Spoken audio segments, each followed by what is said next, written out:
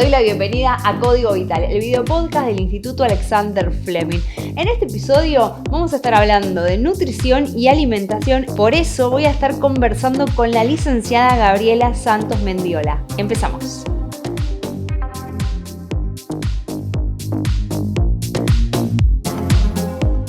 Bienvenida Gaby, gracias por estar acá en este nuevo episodio de Código Vital.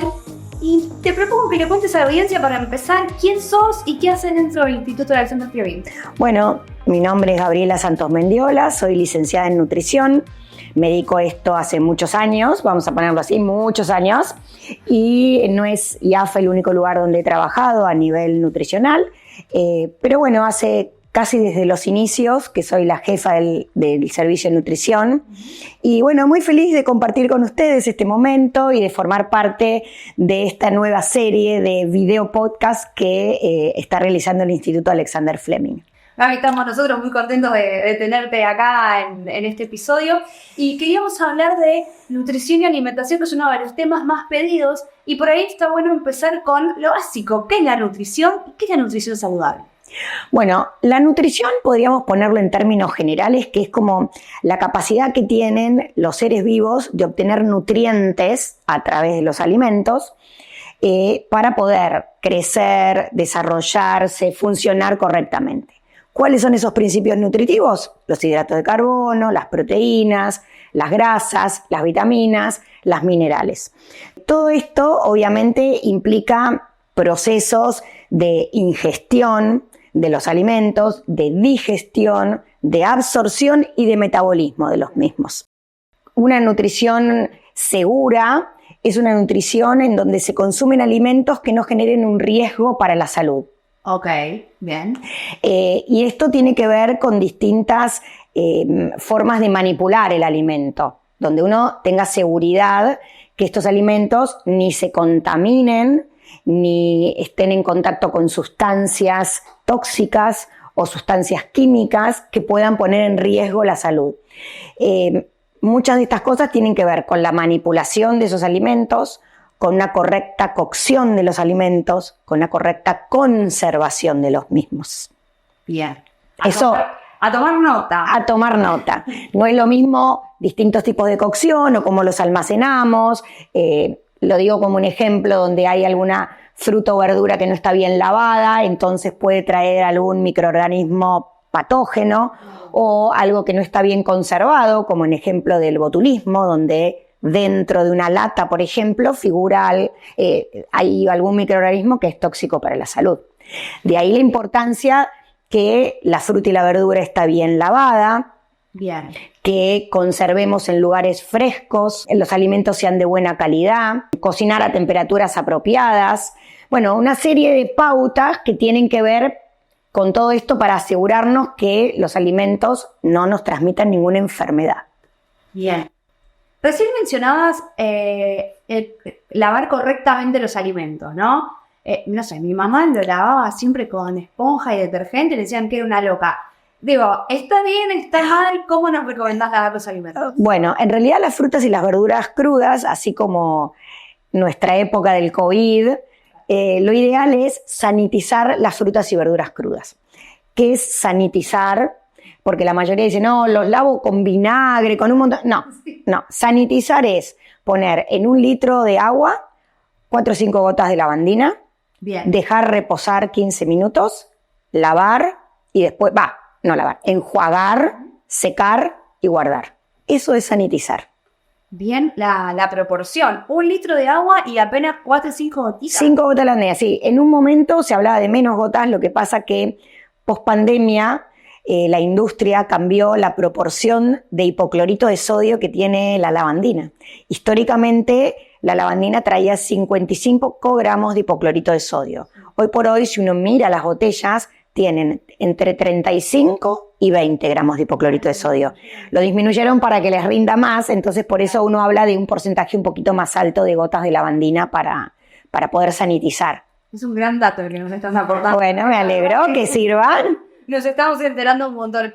Y a colación de lo que decías recién, hay un montón de mitos en torno a la alimentación, ¿no? Un poco por ahí se desprende de estar viendo redes sociales todo el tiempo, donde cada uno, no sé, lanza un contenido sin tal vez tener un sustento real, científico, médico, y se genera como una desinformación colectiva. Entonces, me gustaría que hablemos de eso. ¿Qué te parece? Sí, perfecto. Yo te lo dividiría en dos partes. Una cosa son lo que son los mitos propiamente dicho, que nosotros hacemos mucho hincapié en eso, porque hay mucho de eso dando vueltas, más que nada con respecto al cáncer, que es parte de a lo que yo me dedico. Y otra cosa son esas dietas mágicas que aparecen en las redes. Yo te lo dividiría en esas dos partes. No sé si te parece. Me encanta. Me encanta. Entonces, primero hablamos de las cositas sueltas. Dale, perfecto. Pollo y hormonas. Pollo y hormonas. Pollo y hormonas. Total. Bueno. ¿Qué pasa con el pollo y las hormonas? No, a ver, si te lo voy a decir como simple. Si uno alguna vez se aplicó una hormona y el valor económico que tiene, se pueden dar cuenta que claramente es imposible que a un pollo le pongan hormonas.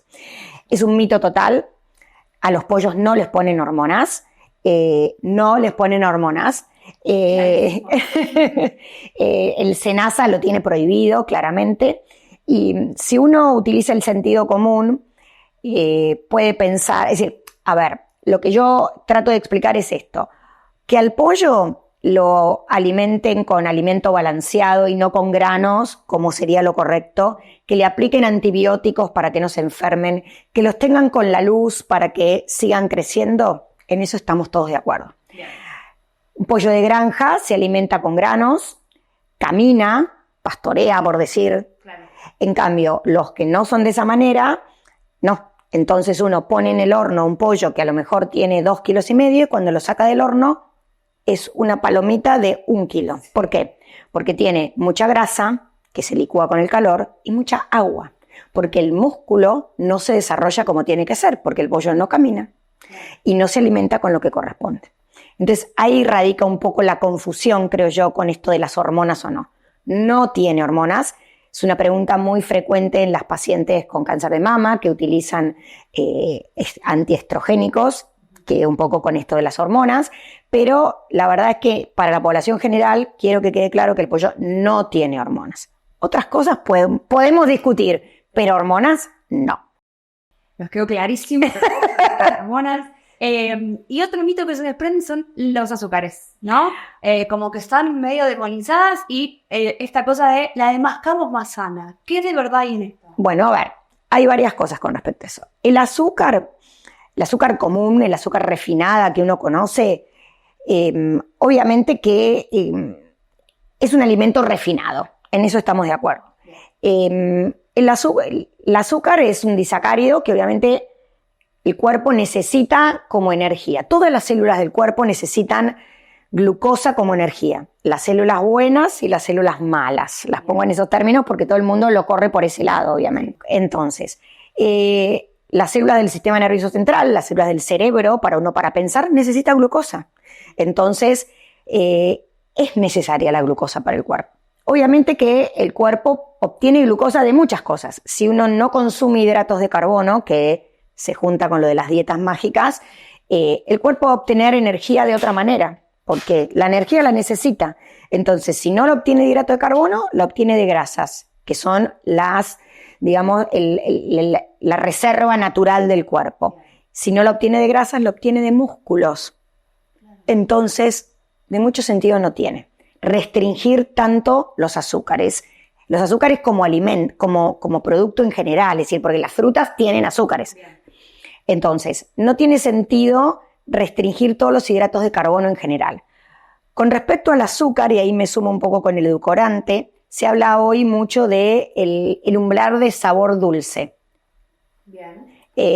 Uno tiene que tratar de bajar el umbral del sabor dulce, tanto en los edulcorantes, que también es un mito que produzcan cáncer en cantidades normales que una persona puede consumir, es decir, bajar, si uno utiliza 2 sobres, vamos a ponerlo en sobres, pastillas, no sé, líquido, tratar de bajar esa cantidad, porque es mejor usar menos cantidad y que uno se acostumbre a menos sabor dulce.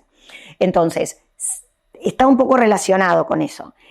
Digo, por el edulcorante versus el azúcar. De todas maneras, el azúcar refinada, no es de lo más saludable. siempre hay opciones que tienen algún nutriente más. Vuelvo a lo del azúcar mascabo. El azúcar mascabo es un azúcar de caña, donde además del azúcar, yo estoy incorporando otros minerales y antioxidantes que tiene la caña de azúcar. Entonces, en ese sentido es más beneficioso. Pero el azúcar propiamente es la misma. El azúcar orgánica, el azúcar mascabo, el azúcar es la misma, es la misma. Entonces, hay que tratar de utilizar el azúcar y dejarla, como digo yo, como electiva.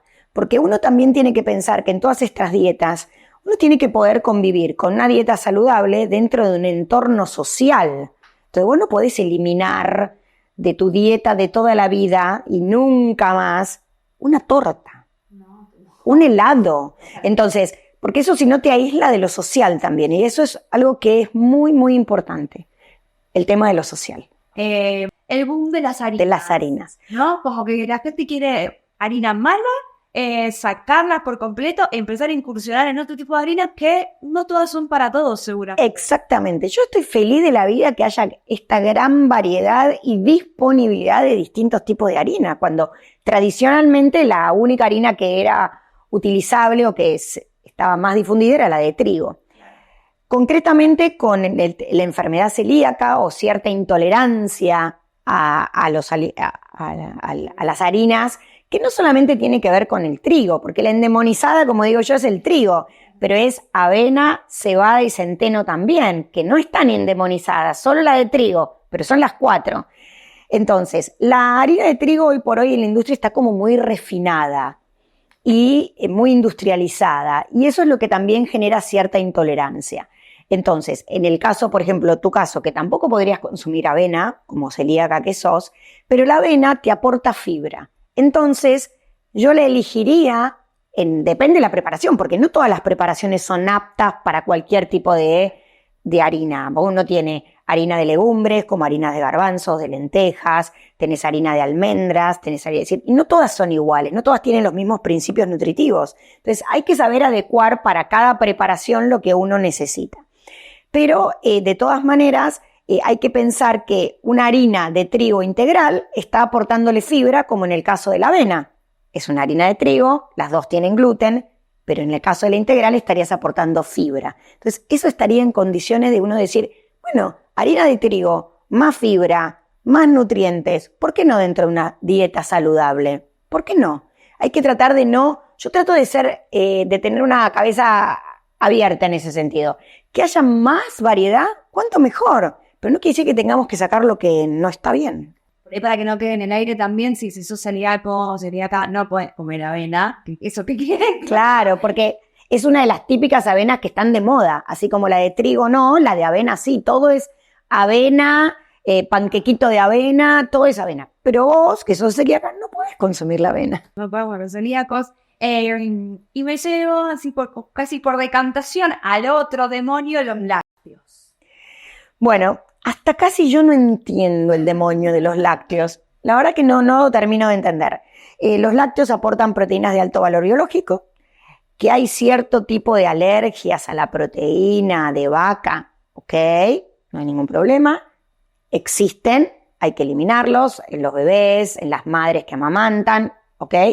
Pero la verdad que si yo tengo que hacer recomendación con respecto a los lácteos, te digo, utilicemos lácteos descremados, porque el exceso de grasa no colabora con un montón de cosas, pero no colabora con el exceso de peso, no colabora con un montón de enfermedades cardiovasculares, no colabora en general. Entonces, preferiría decirte utilizar lácteos descremados, leche, quesos, pero todos tienen proteínas de alto valor biológico, así que yo no termino de entender por qué no los lácteos. Que tienen deslactosadas. Sí, las leches deslactosadas, hay cierta intolerancia a la lactosa, obviamente, estamos ok, pero hay que ser cuidadoso con ese tipo de cosas. Está como que, yo insisto, que hay modas con respecto a eso, hay épocas. Si vos sos intolerancia a la lactosa y vas mejor con una leche bajo contenido de lactosa o sin lactosa, porque hay de los dos tipos, perfecto. Lo importante es ingerir las proteínas de alto valor biológico, a mi gusto, que aportan los lácteos. Es muy importante para esto, lo mismo con las dietas estas mágicas, siempre consultar a profesionales de la salud.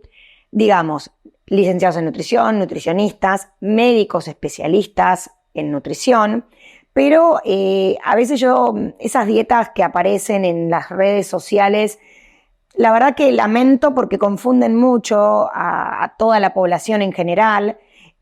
La mayoría de esas dietas te proponen cosas mágicas o que bajes de peso rápidamente. Eso es un tipo de dieta que se utilizan por cortos tiempos para bajar de peso. Pero uno cuando ve estas dietas, lo primero que tiene que hacer es mirar quién las difunde, investigar un poquitito, porque la verdad que es así, si no consultás tenés que investigar un poco quién es el profesional que las está difundiendo, dónde trabajó ese profesional, qué escribió, qué hizo. Y tener en cuenta también el tiempo que la sustentabilidad de esa dieta. Uno no puede eternamente manejarse con una dieta keto, porque vos estarías no incluyendo todos los principios nutritivos. Así como hablamos al inicio, hidratos de carbono, proteínas, grasas, vitaminas y minerales. Son todos principios nutritivos esenciales para el cuerpo. Entonces, cuando en esas dietas keto, que son normalmente dietas que tienen más proteínas y más grasas y menos porcentaje de hidratos de carbono, no serían muy apropiadas para poder sostener en el tiempo. Y vuelvo a lo mismo que hablamos antes. Vos, en lo social, ¿cómo sostenés eso? Entonces, yo creo que uno no puede estar. Es como que a mí me da un poco de pena a veces las personas o los pacientes que llegan al consultorio como un poco obsesionados con este tipo de cosas. Me da como un poco de pena porque la verdad que cuanto más relajados y aprendamos realmente lo que sí y lo que no, es lo más saludable para todos. Comer bien, tal vez saber esto, qué porcentajes nutricionales o cómo distribuir en el plato, que eso también he visto mucho, o qué alimentos ingerir. No, porque a mí me gusta decir cosas que son habituales. Todos los días hago una dieta saludable y esporádicamente, eventualmente, como algo que no esté dentro de esa dieta saludable. Si yo me manejo en esos términos, no voy a sacar no voy a sacar los pies del plato. Me acuerdo cuando nosotros hicimos un live hace unos meses atrás, me mencionabas el jamón, el sanguchito del jamón, no decir, bueno, una vez cada tanto, jamón, tampoco cosas de todos los días. Sí, el jamón es un alimento que hay que ser cuidadoso, porque es un alimento que tiene mucho sodio, es un alimento procesado, es un embutido, es decir, es un alimento que hay que tener cuidado y nosotros los argentinos somos muy adictos al sanguichito de jamón y queso, sí. Muy adictos. Y después lo hablamos si querés. Y algunas otras cosas a las que los argentinos por ahí hacen como hábitos, la copita de vino o al día de mucha cerveza, mucho alcohol. Y hay mucho escrito sobre el tema, hay cierta cantidad que es lo razonable. Es decir, a ver, todo lo que está escrito es, a cuanto más cantidad de alcohol, más chances de desarrollar un montón de enfermedades, incluidos algunos tipos de cáncer. A más. Pero uno tiene que tratar de poder incluir esto en lo que es la vida social, lo que es la vida diaria. Entonces, la recomendación es disminuir la cantidad de alcohol. Entonces, lo recomendado, llegando a un equilibrio, uno puede decir que en el caso de una mujer es una copa de vino, una lata de cerveza de 330, una medida de bebida destilada. En el hombre puede llegar hasta 2 porque tiene una capacidad de metabolización diferente, porque obviamente el alcohol se metaboliza en el hígado. Entonces, pero hay que tratar de no pasarse de esa cantidad. Y no suma, es decir, hoy no tomo, mañana me tomo 4. No. Entonces, esas personas que de repente vos escuchás en el consultorio que toman una botella de vino con la cena, es una barbaridad. Es una barbaridad. Es como mucho. Es como mucho. Me gusta esto que recalcabas también, que la ingesta de alcohol en exceso puede dar pie el día de mañana a desarrollar alguna patología, porque por ahí solamente se habla del tabaco, pero si no, tal vez también... Claro, se habla del tabaco, se habla del alcohol, se habla del sobrepeso, se habla del sedentarismo. Hay muchas cosas que hay que tratar de mejorar. Muchas. Gaby, ¿y cómo es entonces la alimentación en el caso de un paciente oncológico? Bueno, nosotros en el IAF tenemos, en general, le damos a los pacientes en hospital de día un folleto donde habla un poco de todo esto. Hay también un video filmado donde el paciente que está en tratamiento quimioterápico fundamentalmente tiene sus defensas un poco al límite. Entonces hay ciertas cosas que tiene que tener algunos recaudos. Nosotros les entregamos a los pacientes este folleto que acá se los muestro, que habla fundamentalmente de alimentación segura, que es un poco como lo que dijimos al principio. Acá hay que hacer un poquito más de hincapié en esto, donde uno tiene que tener en cuenta el momento de la compra, al momento de la preparación, el tema de la contaminación cruzada, el tema de las cocciones, cómo se descongela.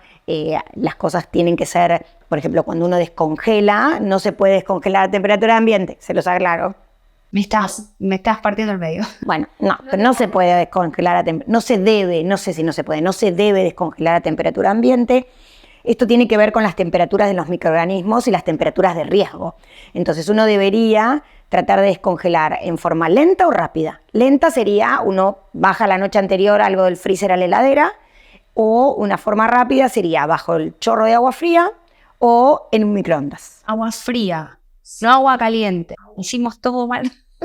Agua fría. Agua fría. Este tipo de, bueno, en el folleto obviamente le explicamos a los pacientes un poco todo esto de alimentación segura y damos algunos tips con respecto a algunas cosas puntuales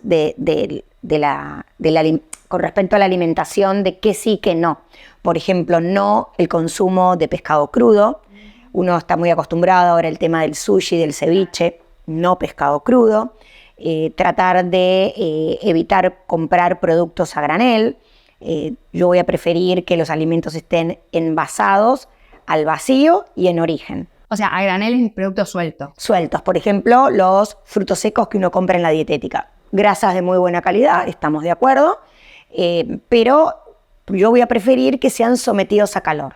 Es decir, en el caso de los frutos secos, obviamente hervidos no, pero sí llevados al horno. Entonces nosotros tostamos las almendras, tostamos las avellanas y matamos cualquier tipo de microorganismo termolábil. ¿Qué temperatura más o menos de horno? Y si uno levanta más de 100 grados, 4 o 5 minutos es suficiente. Entonces nosotros ponemos al horno, que uno habitualmente lo pone a 180 grados, estamos ok. Cualquier cosa que se hierva va a levantar más de 100 grados. Bien. Entonces eso es importante. Lo otro es evitar consumir no solamente los productos a granel, que estén envasados al vacío, que todos los jugos o preparaciones estén pasteurizadas. Por ejemplo, nosotros acá igual la leche está pasteurizada, los jugos también, no son mi gran debilidad, pero bueno, los jugos también, esos que vienen envasados. Pero a veces, digamos que hay muchos familiares o gente allegada que empieza a dar recomendaciones y te dicen, por ejemplo, no, que la leche de cabra, que las otras leches que no son de leche vacuna, muchas veces no tienen todos los procesos que deberían. Entonces hay que ser un poco cauteloso. Yo trato de usar esa palabra. Hay que tener cuidado con ciertas cosas. Bueno, obviamente que sanitizar todas las frutas y verduras. En algún tiempo se creía que solamente podían consumirlas cocidas los pacientes que hacían quimioterapia, pero hoy por hoy se sabe que si uno sanitiza, elimina la mayoría de los microorganismos patógenos. Entonces eso es importante. Bueno, están obviamente que nosotros en IAF, que es mi corazoncito obviamente, le damos toda la información a los pacientes que lo requieren, pero si hay alguien escuchando este podcast que no hace este tratamiento o no recibe la quimioterapia en Fleming, que por lo menos tenga un pantallazo de qué es lo que debería hacerse. Estabas mencionando lo del servicio, ¿no? Y me gustaría que cuentes un poco brevemente eso, ¿no? ¿Quiénes lo componen? ¿Cuál es su misión principal? Las acciones, las actividades que tienen ustedes. Bueno, nosotros tenemos un área de internación, que es y un área ambulatoria, que es la que tiene que ver con consultorios. Dentro del área de internación, el servicio cuenta con 6 nutricionistas, 2 a la mañana, a la tarde y 2 el fin de semana, que te las puedo nombrar: la licenciada Tesey, la licenciada Entrático, la licenciada Lush y Mayo en el turno de la tarde, y en el fin de semana trabajan Paola Luraski y Victoria Oliva. También, bueno, te aclaro que IAF también tiene otra nueva sede que es en Saavedra, donde ahí también yo al menos lo superviso, donde hay una nutricionista que se encarga tanto de la parte del servicio de la comida como de la parte asistencial de la dietoterapia, lo que nosotros llamamos dietoterapia del paciente. Bueno, entonces el servicio cuida esos dos aspectos, el área de internación y el área de ambulatorio. En el área de ambulatorio es en consultorio, obviamente, donde los pacientes toman una consulta, un turno, y bueno, nosotros los atendemos en ese lugar, atendiendo a las características o las necesidades que el paciente tenga. Muy variadas son ellas, pero eso es lo que hacemos habitualmente. O sea, cada dieta o plan alimenticio va a ser siempre personalizado para cada caso. Sí, obviamente de eso se trata, inclusive en el área de internación. Las chicas visitan a los pacientes todos los días los pacientes se ven en Fleming, inclusive a veces más de una vez por día, si eso lo requiere, donde se trata de unificar un poco la prescripción médica con lo que el servicio de comida puede brindar y los gustos y hábitos del paciente. Esa es parte del objetivo que tiene la nutricionista de la internación, ¿no? De internación, tratar de poder homologar todos esos criterios y poder llevarle al paciente algo que esté de acuerdo a todas esas condiciones, ¿no? Más que nada eso. Y en el área de consultorios externos, bueno, atender a los pacientes según lo que requieran y su patología requiera un tipo de dieta en especial, digamos, ¿no? Sí, totalmente completo.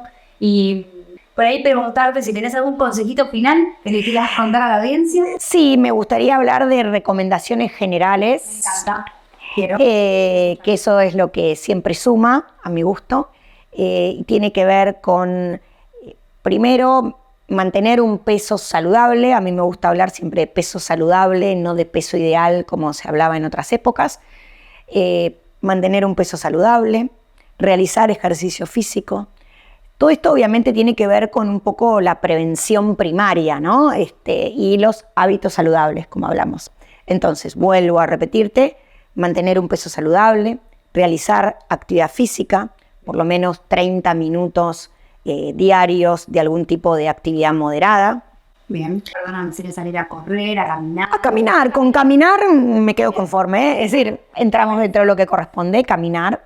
Eso es lo que a veces nosotros le indicamos a los pacientes, que por lo menos caminen media hora.